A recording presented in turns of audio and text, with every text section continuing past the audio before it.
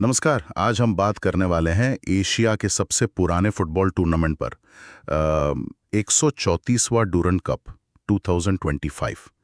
ये सिर्फ एक टूर्नामेंट नहीं है बल्कि भारतीय फुटबॉल का आप कह सकते हैं एक जीता जागता इतिहास है। और इस बार कुछ नए मोड़ भी ले रहा है। हमारे पास कुछ रिपोर्ट्स और लेख हैं जिनसे हम इस साल के आयोजन की खास बातें समझेंगे।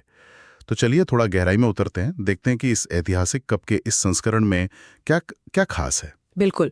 और ये देखना अपने आप में बड़ा दिलचस्प है कि 1888 में सोचिए शिमला में सर हेनरी मॉर्टिमर डूरंड ने इसे शुरू किया था और ये आज भी उतना ही महत्वपूर्ण बना हुआ है।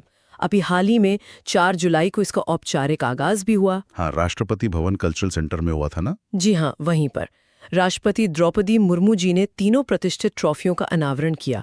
डूरंड कप, शिमला ट्रॉफी और प्रेसिडेंट्स कप। काफी बड़ा आयोजन था वो। और मैंने पढ़ा कि वहां पर देश के शीर्ष सैन्य अधिकारी भी मौजूद थे।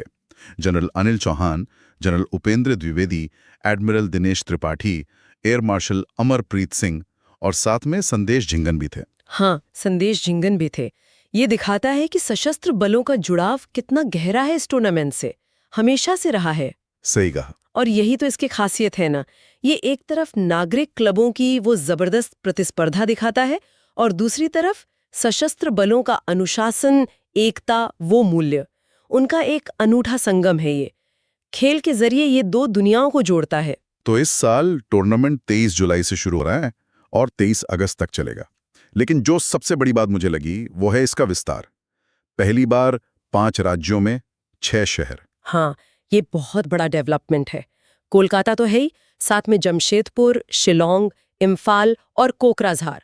कुल 24 टीमें खेल रही हैं। ये तो काफी बड़ा कदम है। मतलब सिर्फ कोलकाता तक सीमित नहीं रहा अब। तो ये विस्तार जमीनी स्तर पर खेल को विकसित करने और नई प्रतिभाओं को एक बड़ा मंच देने का मौका बन सकता है। ये बहुत पॉजिटिव बात है। और टीमों की बात करें तो कौन कौन खेल रहा है इस बार? आईएसएल क्लब्स तो होंगे ही। हाँ हाँ, इंडियन सुपर लीग के 6 जाने माने क्लब हैं, जैसे मोहन बगान, एसजी, ईस्ट बंगाल। फिर आई लीग की टीमें हैं, राज्य लीग की भी है और जाहिर है सशस्त्र बलों की टीमें तो हैं ही। और एक और पहली बार वाली बात है, शायद कोई विदेशी टीम। हाँ, यही मैं कहने वाली थी। पहली बार इंडोनेशियाई सेना की टीम हिस्सा ले रही है और नेपाल की त्रिभुवन आर्मी भी है, वो विदेशी आमंत्रित टीम के तौर पर। इंडोनेशियाई सेना, ये तो काफी दिलचस्प है। बहुत दिलचस्प। ये सिर्फ खेल नहीं है, इसे आप सैन्य खेल संबंधों को मजबूत करने की दिशा में एक कदम की तरह देख सकती हैं। एक तरह की स्पोर्ट्स डिप्लोमेसी है ना, दो देशों के सशस्त्र बलों के बीच रिश्ते बेहतर करने का एक जरिया। ये एक अलग पहलू है। अच्छा, टूर्नामेंट शुरू कब हो रहा है? पहला मैच 23 जुलाई को है। कोलकाता के विवेकानंद युवा भारती क्रीडांगन में ईस्ट बंगाल खेलेगी साउथ यूनाइटेड एफसी के खिलाफ और फाइनल भी 23 अगस्त को वहीं होगा। ठीक है, लेकिन मैंने कहीं पढ़ा था कि मोहन बागान एसजी की भागीदारी को लेकर शुरू में कुछ अनिश्चितता थी, कुछ हिचकिचाहट जैसी। हाँ, वो थोड़ी बात थी शुरू में। वो असल में आईएसएल से जुड़ी कुछ स्पष्टताओं पर निर्भर कर रहा था मामला।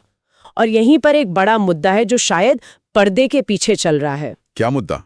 वो एफएसडीएल जो आईएसएल चलाती है और एआईएफ मतलब अखिल भारतीय फुटबॉल महासंघ, उनके बीच एक मास्टर राइट्स अग्रीमेंट फाइनल होना है।